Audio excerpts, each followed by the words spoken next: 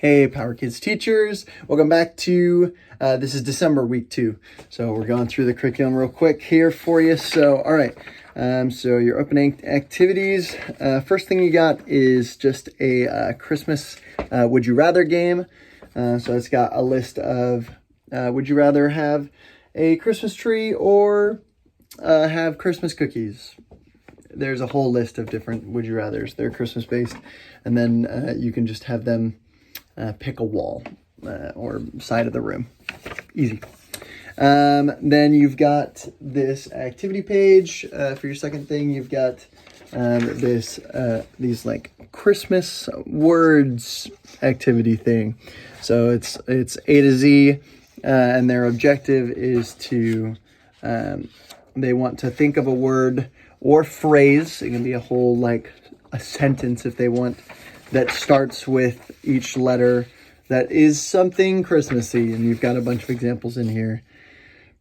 Like for I'll be home for Christmas. It's a Christmassy phrase, you know what I mean? So anything like that, it's easy. The kids will have a fun time with it. Some of your creative kids will have fun with that one. And then you've got your story, you've got your Seesaw Share. Then your first thing is this kind of like relay activity where you're going to have, the kids will have like a cup. I think it'll be like the red Solo cups with these like pieces of paper that's like an ornament.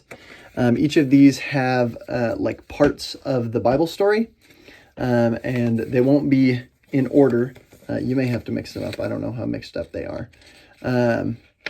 But they'll just be in their cup, and you'll have 2 teams running this. So it'll be like you have this, and you have it in a cup, a bigger cup than this one. But they'll be in a cup.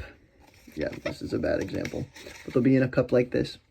And so they'll run from the starting line. You'll have some tape. They'll run from the starting line to the finish line where this cup will be. They'll pull out a piece of paper, look at it, put it on the ground, and then the next person will come. They'll go back. Next person will come, and they'll pull another piece of paper out, and they'll try to put it either above or below the current, piece, where it comes in the order of the story. You're trying to create a stack of these ornaments that's in the right order of how the story went. But the catch is that when you're doing this, you can also run over.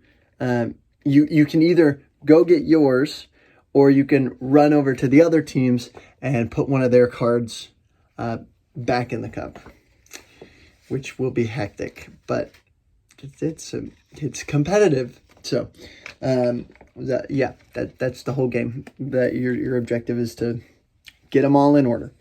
So it should be fun. What am I? Oh, and then you'll use those for later because they represent the story. But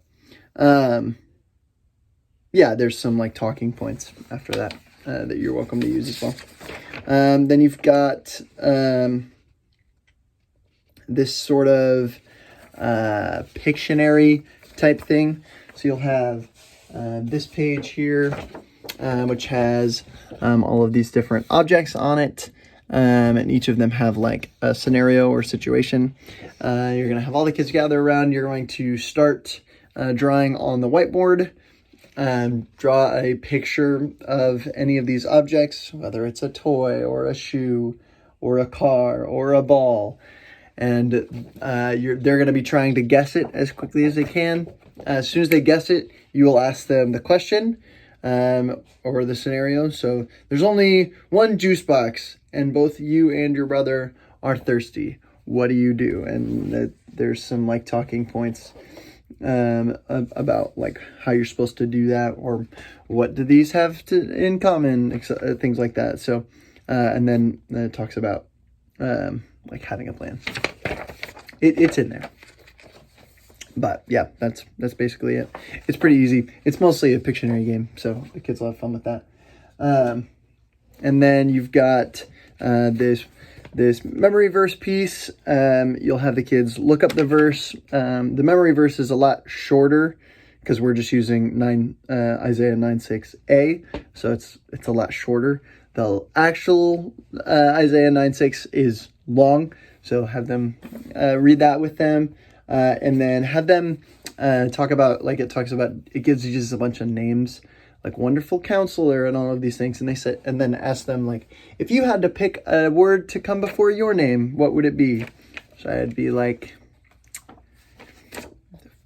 fast Josiah. I don't know, I just picked a word, but, and so have all of your kids say that, and then ask them again, be like, okay, so if you had to pick a word to go before Jesus' name, what would you call him? Incredible Jesus, or, you know, whatever. So, yeah, you can do that with them. Just gets them in the Bible, and then, like, gets them thinking about who Jesus is, too. So that's fun. That's good. And then your prayer activity, just a little exercise. Have that. Ask them if they could create a brand new world, if they had to create the world again. If they were God and they were going to create the world, how would they do it? And then this whole question is supposed to go way over their heads. That's the whole point of it. You can ask them, how would they make sure that the world is a good world and not an evil world? How would they, how would they keep people safe?